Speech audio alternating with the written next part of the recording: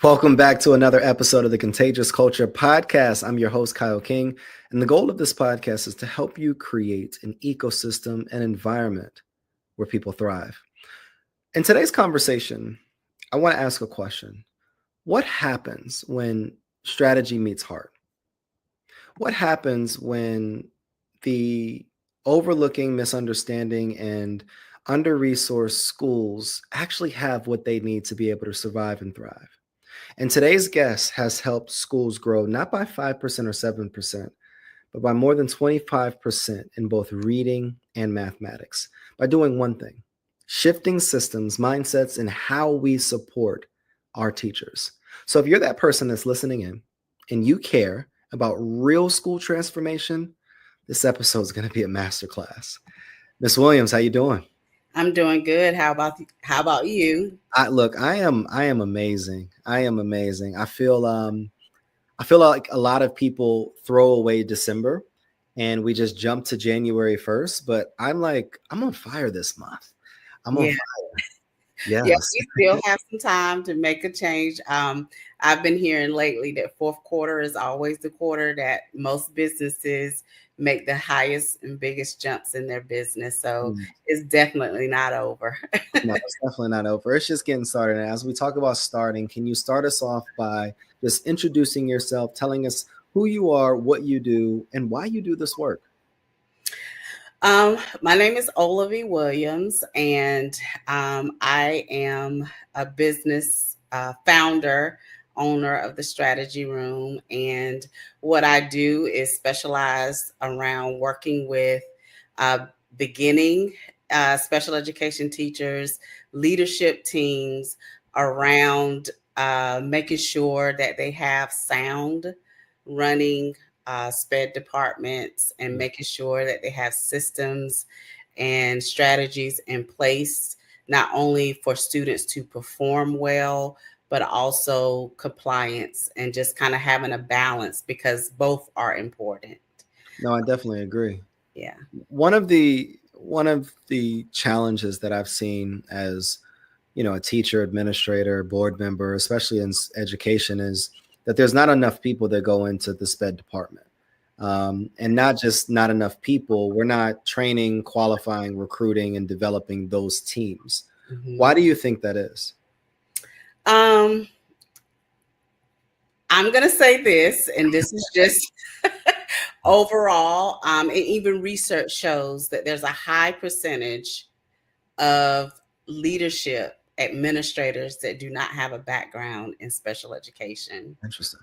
And I think that number was right around 95%. 95% of leaders do not have a background in special ed? Yes, Oh yes, my it was a high percentage. And because of that, I don't think, not by purpose, that they really understand what it entails in having a successful SPED department.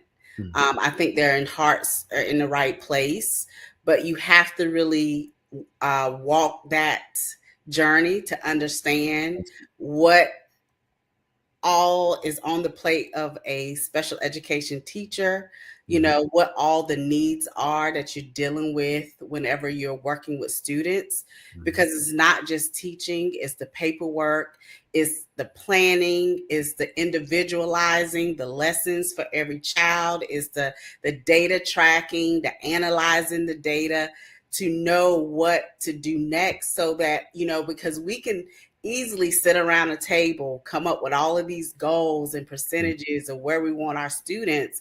But I don't think we take the time to really look inside to see what's the work that goes into Yeah. doing that.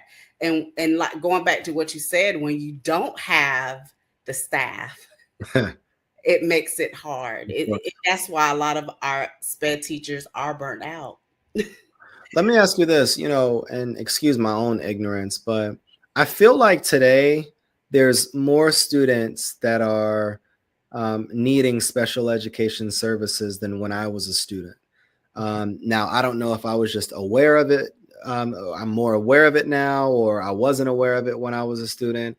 But has there been an increase in students that need these services, or was it just that we weren't aware or didn't have the terminology or the resources to be able to best provide for students 10, 20 years ago? I don't think necessarily there's a need or increase. Mm-hmm. I think where the problem and more work needs to be done is our process in how we identify students or put them on that track to say that they do need this. And a lot of times when students begin to struggle, we a lot of time assume, oh, that child needs special education services. But when you have to put it back into the teacher's lap and say, what have you done to show that they need it? A lot of the times the data, the interventions and things that they should have done is not there.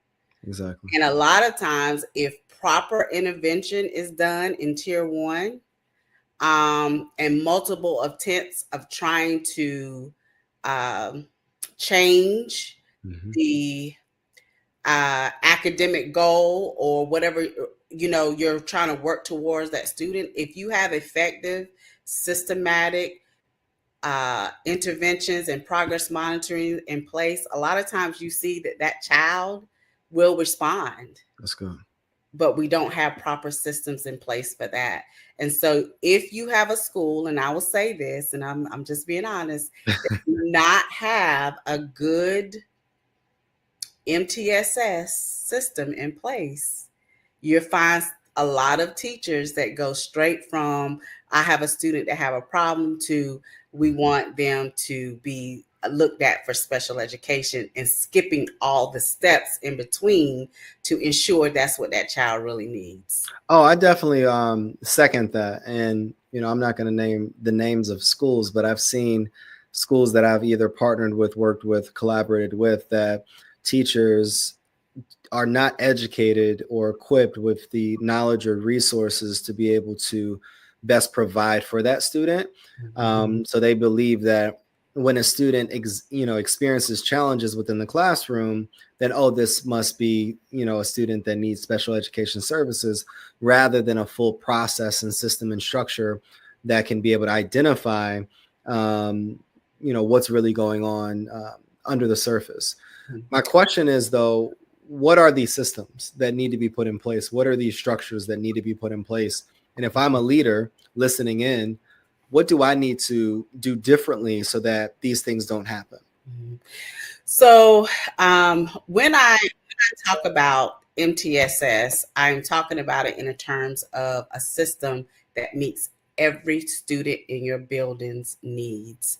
And we start at tier 1, and that is strengthening your core and making sure that your teachers are knowledgeable of the core. Do they know what they're teaching? Do they understand how to teach the standards that they have to teach? Exactly. And so that's where we start at. We start at tier 1 and making sure that they're able to provide good instruction to every child. Okay. And then, after you show that you may have students that do not get it after good instruction, and then if after good instruction they don't have it, then what are your interventions that you have in place that's not done by the special education teacher, that's done in the classroom, that's targeted to, the areas that you see children struggling in? Like, how are you collecting that data?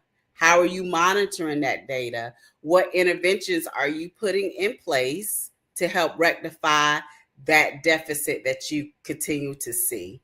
So if something and steps as simple as that, you will find that most people don't have those things in place. Teachers don't have those things in place, because when you ask the simple question, what interventions are you using? Most of the time, they don't have the answer. No. And what do you think that is, though? Like, and this is This is basic education stuff right here. And, this is like leadership 101 when you're running a school. Why do you think that these things don't exist? Are there other areas or reasons why these things don't exist? Well, you have several different reasons. If you have new teachers that are coming in the classroom, sometimes is a learning curve Mm-hmm. for many teachers.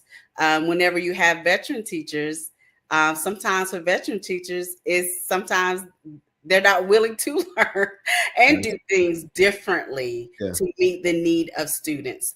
But it's all about, as a leader, as an administration, what type of expectations you have to put your staff, your teachers in a place to where they have to rise to the occasion. They have to rise to the level of where you're trying to take your students and your school. And I think sometimes you have to make decisions of who you have if they're, Yes. based off of what they're willing to be able to adjust and come up to. One of the things that I've realized in my own journey is it's hard to um, build a SPED department, especially with newer schools, or even schools that are getting ready to go independent or charter schools. Um, I guess, why do so many SPED departments struggle? And if I'm a newer school, where do I begin in developing a strong SPED department that is inclusive of all students? Well, I think one of the main things is programming. Mhm. Um, you have teachers, leaders that have these IEPs, but how you're going to uh, work through or implement those IEPs Yeah. and what type of resources you're going to use, that's a lot of times where people struggle. Interesting. Because you'll find a lot of times when you do go in charter schools or schools that are not part of these bigger districts, Mhm. they have their main curriculums, but sometimes, a lot of times, they don't have things that specifically towards helping or teaching to the goals and things that our students with IEPs or disabilities need, or to help them Yeah. reach their goals that's set forth in their IEP. So you find a lot of piecing things together. Mhm. I think with reading, you always need to have an explicit, systematic program that really teaches the foundations of reading. A lot Interesting. of times that's hard, and you don't see that. So I think that that's one of the main things, and just understanding the whole ins and outs, the compliance, the regulations, the policies Mhm. around EC, a lot, that's where a lot of lack is. Mhm. And it takes understanding that, digging into that to help you develop solid, strong EC departments. Now, let me ask you this. We talk a lot and hear a lot about unhealthy departments. Mhm. What does healthy look like? What are effective SPED systems, and what does it look like in practice? I think what healthy systems look like is the fact that you can say, I don't understand, and do the work to understand. Because I've been around situations where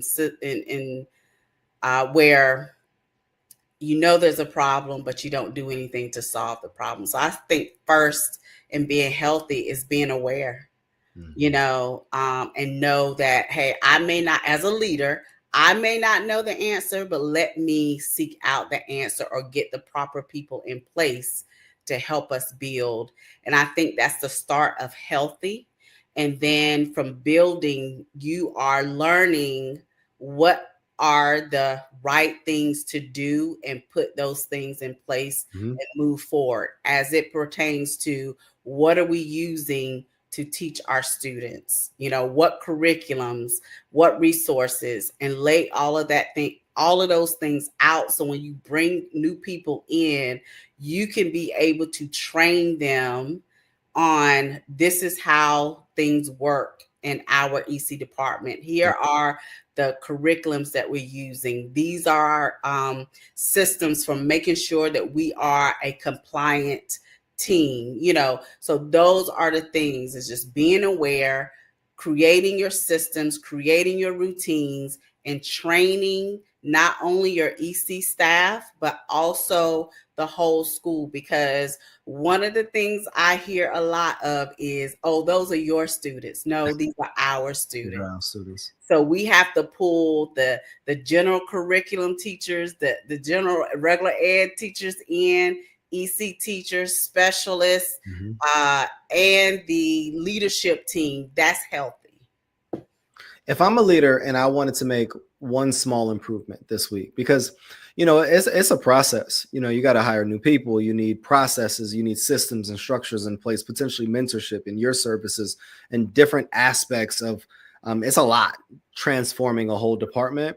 But if there's one small change that I can make this week or tomorrow after I listen to this episode, what would that small change look like? I would think the first thing to sit down and just do a survey of your department to say what's going good and what's not. Interesting. And if you can identify what's going good, then you keep doing that. But if you have things in areas that that are not going well, start there. What if you don't know? What if you have that principal or that leader that feels lost? And the reason that I ask that is because I was that person at one point. As a dean of students at a charter school here in Charlotte, I was tasked to implement programming for our SPED department, but had absolutely no idea where to start, what to do, what questions to ask. What if I felt lost? What would be your advice for me? So that's a good question, because a lot do not know, and that kind of goes back to I was saying in the very beginning. But if you was to reach out to someone like me, a consultant, I will give you that guide to know how to score your department, to say what's working and what's not working, and it gives you all the components that you need to consider. Compliance wise, curriculum wise, staffing, training, we dissect all of those areas, and you rate yourself, do like a little rating, and I will provide that for you. And then that way, these are the areas I need to be considering, and let me rate myself and our department to see where we're really struggling at. And that's where you start. Why this work? It's hard enough being a teacher. It's hard enough working in education as a whole. But when you work in SPED support, I believe it's another layer of emotional and mental demand. Why this work? I've just always had a place in my heart for working with children with disabilities, not just because that's where I see them staying, but I've also been a part of seeing students go beyond this. I've also seen and been able to witness teachers that maybe feel overwhelmed get to a place to where I can do this. And it's all about proper support. It's all about, doing what's best for each child. And I just have a passion for it. I think I started out years ago, not even knowing this would be the track that I went into, but just going into, I posted recently an article about going into a school. Didn't even have a college degree, didn't know that I was going into this direction, but I wanted to start an after school program just to help students that were struggling. That's how you got your start. That's how I had my start. And that is crazy.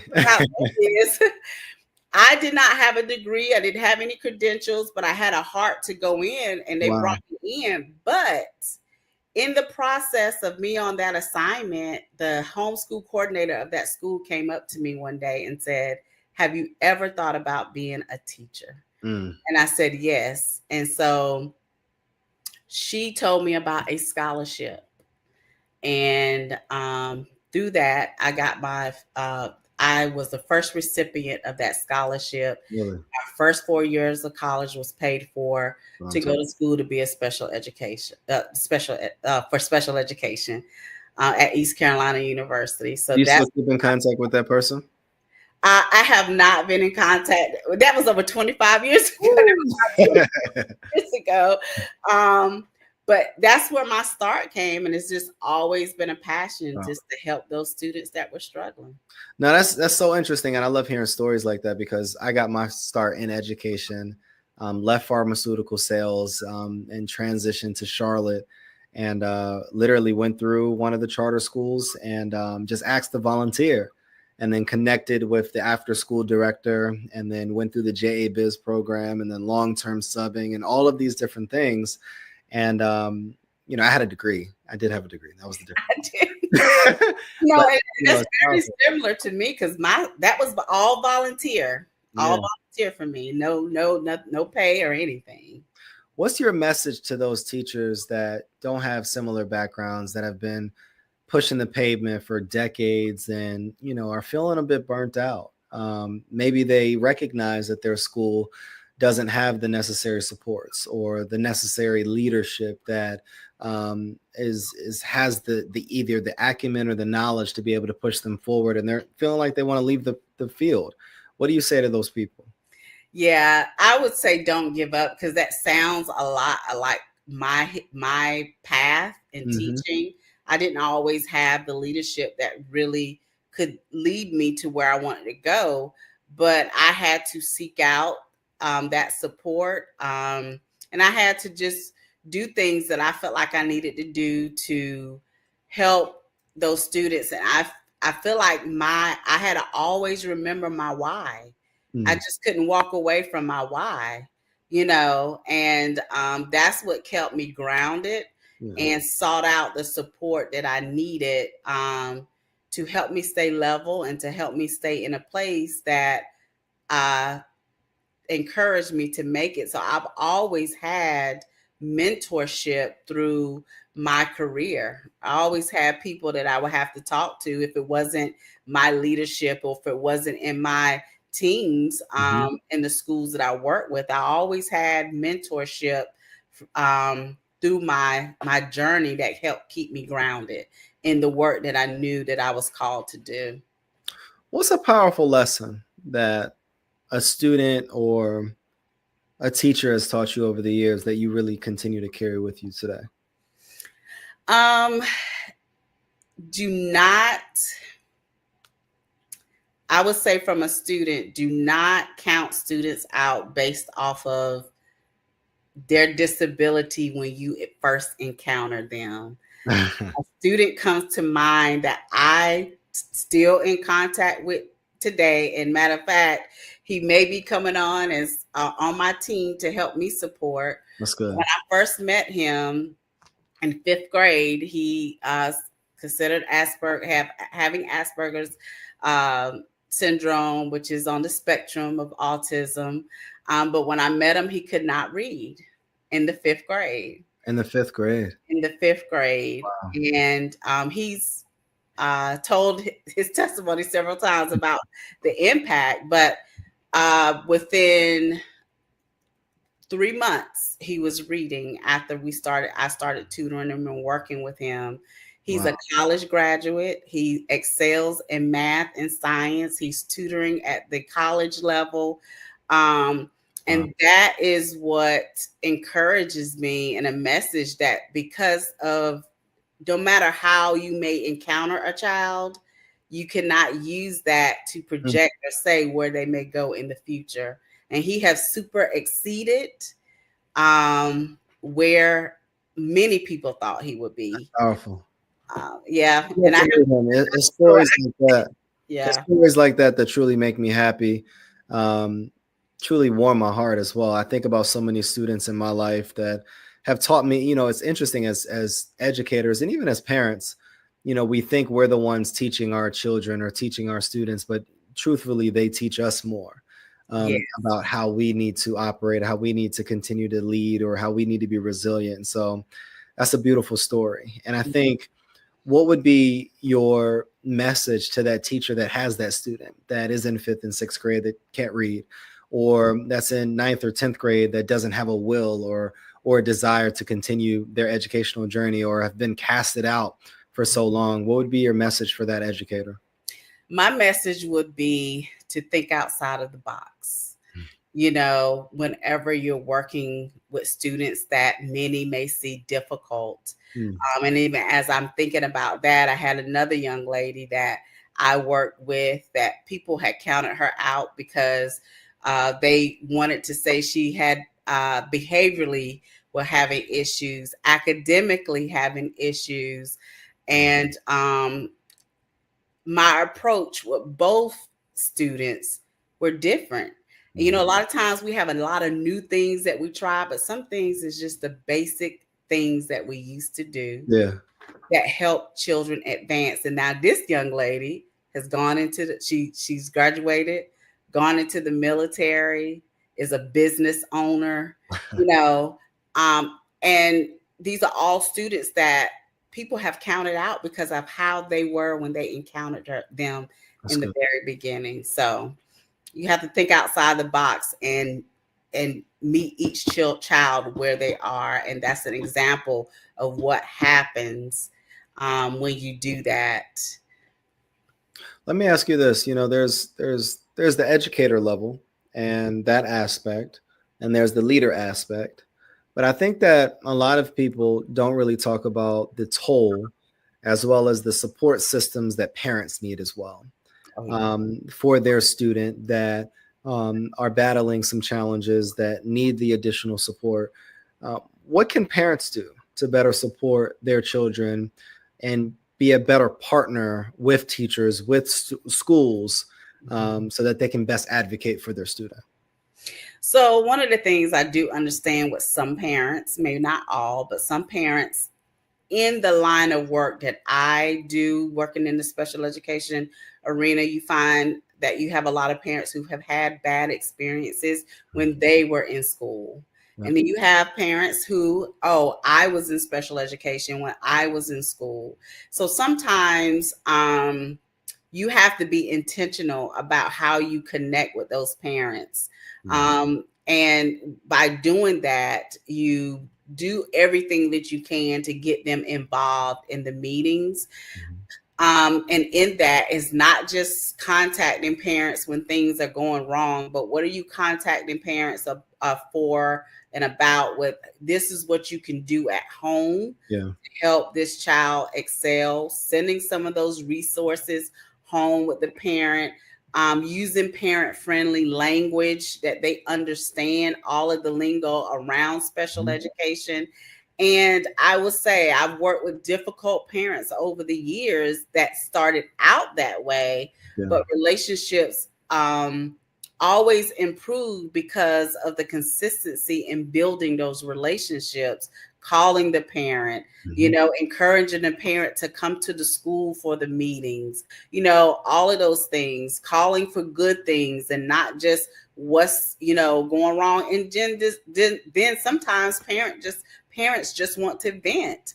Give them the opportunity and just listen. And do your best to give the best feedback that you can to help them feel comfortable with, coming to the school, help them feel comfortable when they're sitting in those meetings, that we're not talking over their heads. So when they leave, they also have a clear plan of what's going to take place moving forward for their child's education, not just in the pull-out setting, but also in the classroom, because you're working together as a team. And that's always a goal of mine, is when parents come in those meetings to put on and be, not just put on, but be a unified team with your leadership and with your regular ed teachers, and that we are working together to ensure that your child is successful and you are as a parent as well.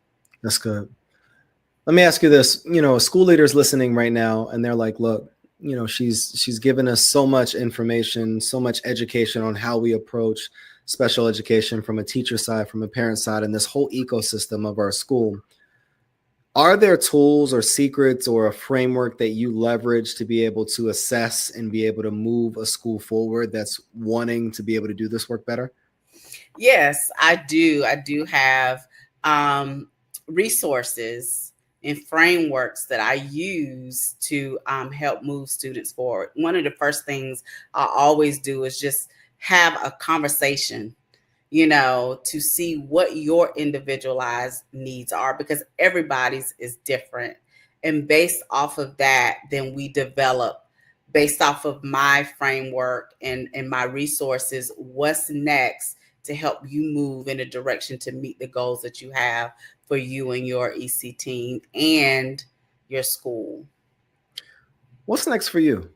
Like, how do you continue to grow this business? How do you continue to serve more schools? And ultimately, how can people connect or partner with you as you continue to do this work? So what's next for me is I'm going to continue to grow by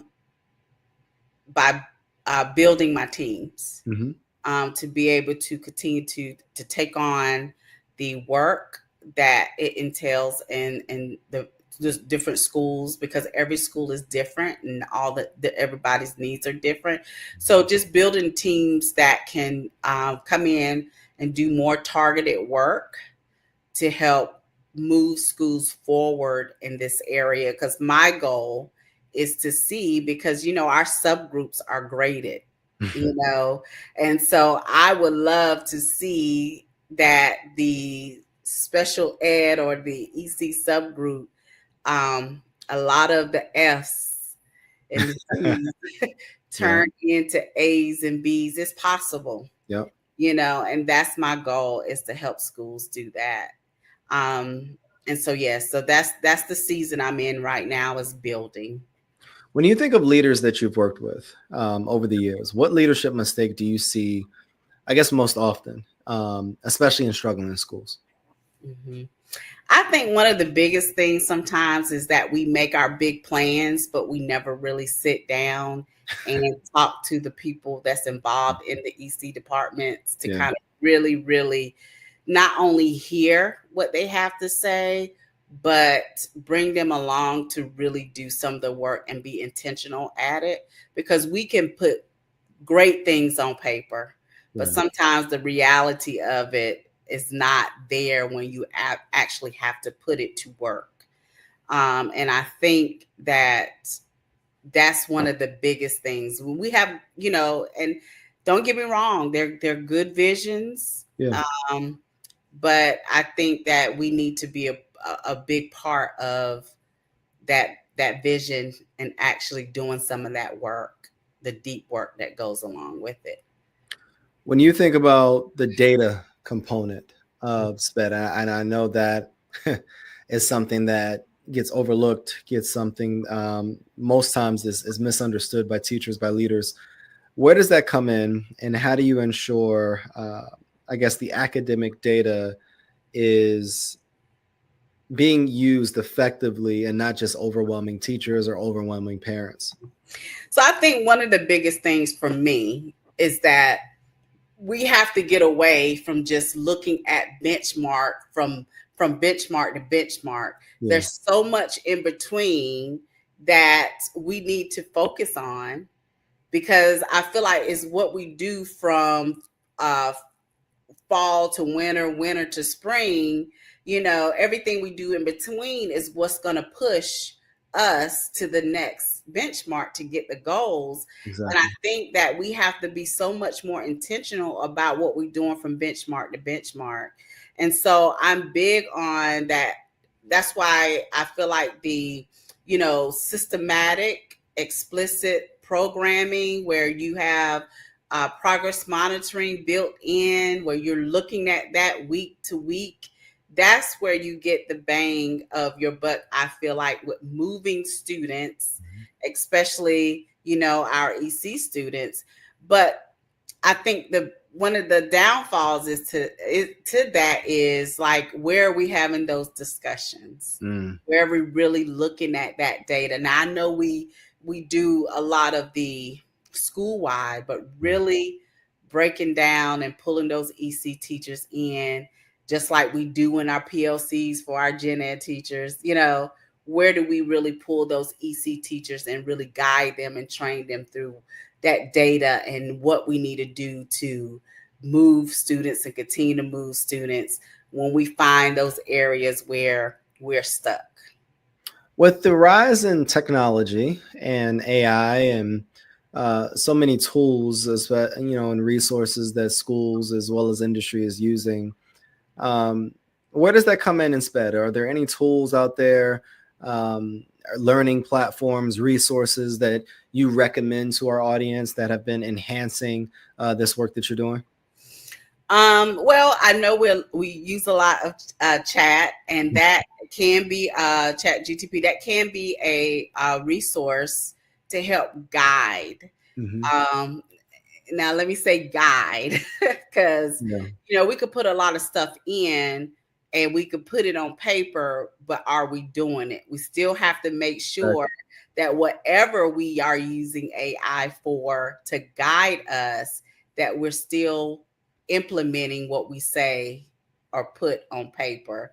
So that can be a resource, and they're coming up with resources to help specifically write IEP goals and those type of things, or do IEPs, and I think that those things are helpful, and I think that is huge in helping to reduce some of the stress for some of our teachers, because that paperwork is a heavy it is lift. It is. Where can people find you? How can we continue to support and just even learn more about the work that you're doing?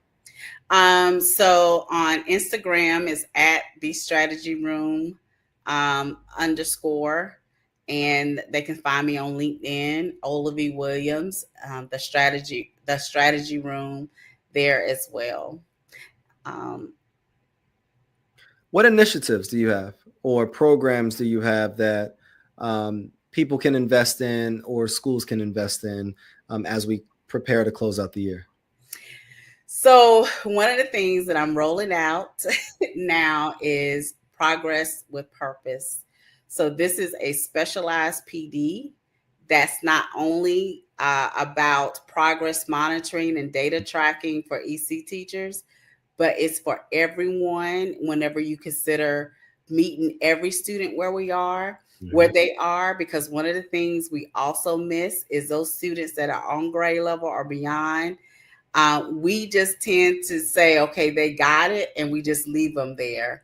But good progress monitoring across the board helps you continue to move every child. Exactly. And so I have a new rollout of a tool and PD that's coming, that's strictly focusing on helping people master the progress monitoring and data tracking. I appreciate you so much. And it's always amazing to talk to educators, because there's first so much knowledge, there's so much insight, but I think that a lot of the conversations that I have with educators, I don't really believe that we either talk about enough, or people actually know some of the challenges that we actually deal with in the educational system and how it impacts students. So I appreciate you showing up with your heart, not gatekeeping information, and really being able to provide leaders, our audience, our teachers, our educational leaders, our change makers with not only the tools, but the roadmap on how they can be successful. Because if we're successful as the adults, as the leaders, then our students will also ultimately be transformed in what we implement within the school system. Yes. Any audience member that's still tapping in with us, I want you to just think about one thing. What are things that you can do? Structures that you can implement, processes that you can make more effective, that can transform the next generation of future leaders in our classrooms? How can you be more intentional? How can you ensure that you are building a strong enough foundation? And how can you hire people like Ms. Williams to be able to ensure they're on your team as you think through how to make what you're doing better? One of the questions that we also ask is, what type of culture are you spreading? Remember, the energy that you bring is the culture that you create. And I want you to make yours worth catching. That's another episode of the Contagious Culture Podcast. I'm your host, Kyle King, and I'm here with the strategy queen herself, Miss Williams. And we look forward to seeing you all next episode. Thank you for having me. Thank you.